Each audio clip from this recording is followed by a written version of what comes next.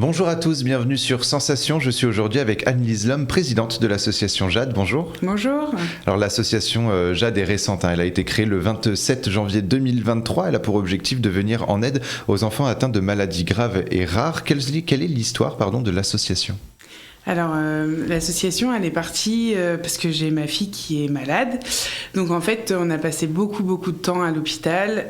On s'est rendu compte qu'il y avait des manquements. Alors, je le dis toujours, oui, il y a du manquement personnel, mais nous, à notre petite échelle, on ne peut rien faire.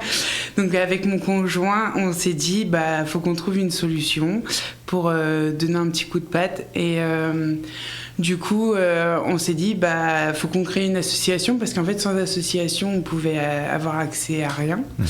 Donc de là, on s'est dit, allez, on crée une association pour aider les services en pédiatrie, parce que du coup, nous, ma fille, elle a passé à peu près 3 ans et demi au CHU de Rouen, et en fait, on s'est rendu compte qu'il manquait de petites choses, des pansements rigolos pour les enfants. En fait, tout est universel dans le médical, que ça soit pour enfants ou adultes, et forcément, les enfants, ça leur fait un peu peur, ils ont un peu peur de venir à l'hôpital et tout ça.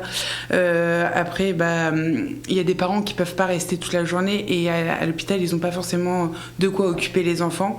Donc nous, l'association, on aimerait bien justement apporter ces manquements là. Donc voilà. Voilà, donc vos objectifs, c'est justement donc on a parlé par exemple des pansements.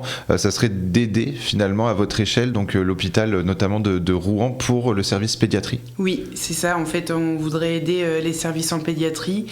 Donc nous, on ne peut pas aider par exemple le service oncologie, parce qu'il y a déjà beaucoup d'associations qui sont sur ce domaine-là. Donc nous, on va aider justement les autres services où il y a d'autres manquements et où personne s'est proposé d'aider.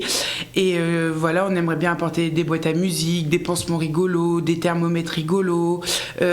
Aussi, on ne veut pas oublier les parents, parce que en fait, moi, j'ai déjà été dans cette situation-là, que ma fille soit hospitalisée en pleine nuit. J'arrive, j'ai pas de petites serviettes pour faire ma petite toilette du lendemain et tout ça. Donc en fait, on aimerait bien créer des box de première nécessité pour les parents quand l'enfant se fait hospitaliser en pleine nuit. Donc voilà, en fait, parce qu'en fait, si les parents sont bien moralement, l'enfant sera bien. Ça joue beaucoup. Ouais, voilà, en fait, c'est une chaîne, en fait. Si le parent va bien, l'enfant va mieux. Et si l'enfant est bien, il se laissera faire pour effectuer les soins. Donc un gain de temps aussi pour le personnel médical, qu'on n'oublie pas, qui ont besoin de ça. Alors le nom de votre association, c'est aussi un clin d'œil à votre fille Jade. Oui. Elle est elle-même atteinte de volvulus anténatal depuis sa naissance. Pouvez-vous nous en dire un peu plus sur cette maladie ? En fait, le volvulus anténatal du grêle, c'est en fait dans mon ventre, son intestin il s'est retourné. Ça a fait on va schématiser, ça a fait un gros nœud. Et du coup, ils ont dû y retirer la moitié de l'intestin. Au début, elle avait une stomie, donc c'est une poche où ils ont ressorti 2 morceaux d'intestin sur le côté de son ventre, et en fait, elle avait ses selles qui sortaient par là. Et au jour d'aujourd'hui, elle a eu un cathéter central qui lui permet tous les soirs, plusieurs soirs par semaine, d'être nourrie pour apporter le manquement à sa nutrition. Quelles sont les suites justement du traitement pour Jade ? Alors en fait, le volvulus, c'est connu un petit peu, mais il n'y a pas un cas pareil. Par exemple, Jade, du coup, c'est anténatal, donc c'est dans mon ventre.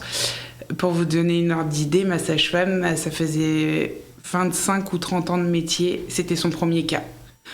Jade, elle est suivie à Rouen et à Necker. Donc à Paris, l'hôpital des enfants malades, un très gros hôpital, oui. Et ils n'ont même pas un cas similaire à Jade. Lundi, on a fait des examens justement pour voir pour l'avancée, parce qu'en fait, c'est un peu de cobaye, parce qu'en fait, ils n'ont pas un cas similaire à elle. Nous, on connaît 2 cas, par exemple, un sur une adulte. Ils ont juste sorti les intestins, ils ont remis dans l'ordre et ils ont remis dans le ventre. Et on connaît une autre petite où ils ont enlevé un petit bout. Mais elle a fait quelques mois d'hôpital, mais elle est rentrée chez elle sans rien. Que nous, Jade, elle a passé 9 mois à l'hôpital de sa naissance. Donc, elle est née prématurément à 32 semaines. Ce qui fait 7 mois. Et elle est rentrée à la maison, elle avait 9 mois. Est-ce que ça se guérit justement? Est-ce qu'on peut espérer que ça se guérisse? On espère toujours, Oui. mais au final, on n'a pas de réponse à cette question-là parce que comme c'est un cas rare, ils savent pas nous dire. Alors d'une annonce difficile, vous en avez finalement fait une force à travers l'association. Votre objectif, c'est aussi de sensibiliser le public aux maladies graves?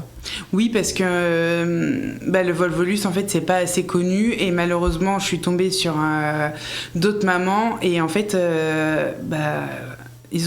comme ils n'étaient pas informés, ils sont arrivés trop tard à l'hôpital et l'enfant est décédé dans les heures qui suivent. Même moi, en fait, si j'aurais pas écouté ma sage-femme lors de mon cours de préparation à l'accouchement, ma fille, elle serait mort-née. Donc en fait, des fois, il suffit d'avoir quelques informations ou même que on en entend parler et que ça reste dans un coin de la tête.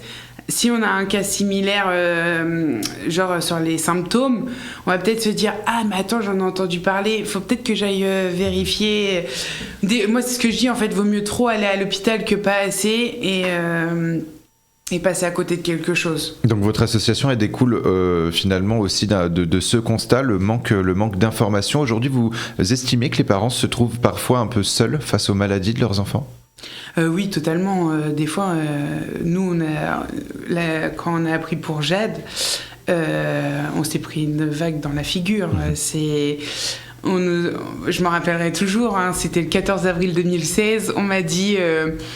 Donc on m'avait hospitalisée la veille et on m'a dit on va faire des examens plus poussés et tout ça, donc on vous emmène faire des échos vraiment avec un médecin... Et de là, le médecin, il me dit, il y a un problème au niveau des intestins.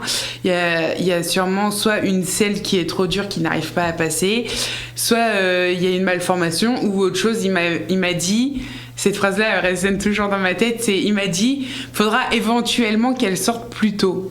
Et en fait, pour moi, quand on me dit ça, c'est 1 semaine, 2 semaines, 3 semaines. 1 heure après, j'étais au bloc.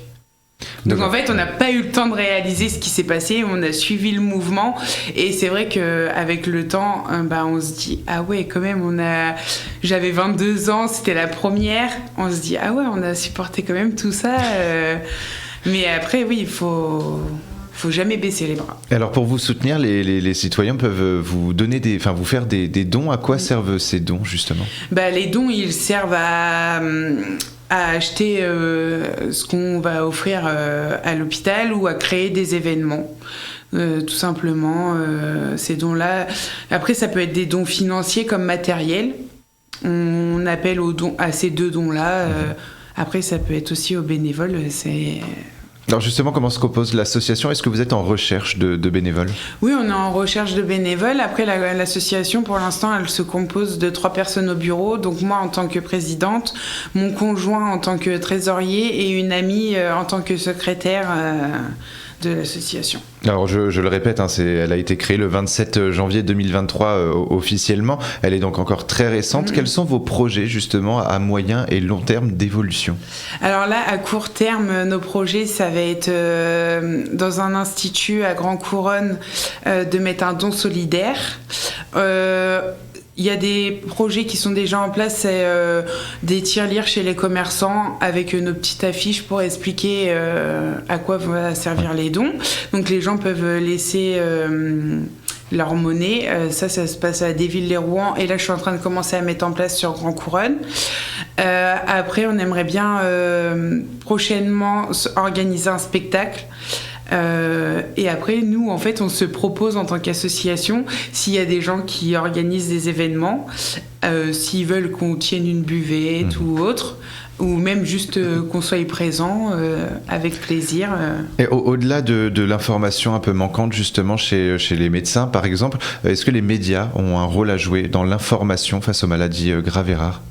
Ah oui, parce que dans tous les cas, les médias, ils ont un plus large public que moi en tant que présidente d'association, ou même un petit médecin, il va en parler à 5-6 parents, que vous avez une plus grande visibilité et portée que nous. Et on espère justement du coup que ça touchera certains de nos auditeurs. Merci beaucoup Anne-Lise Lhomme d'avoir été avec nous sur Sensation. Pour plus d'informations, on peut se rendre sur votre page Facebook associationjade.j'aime aider les autres d'autres enfants.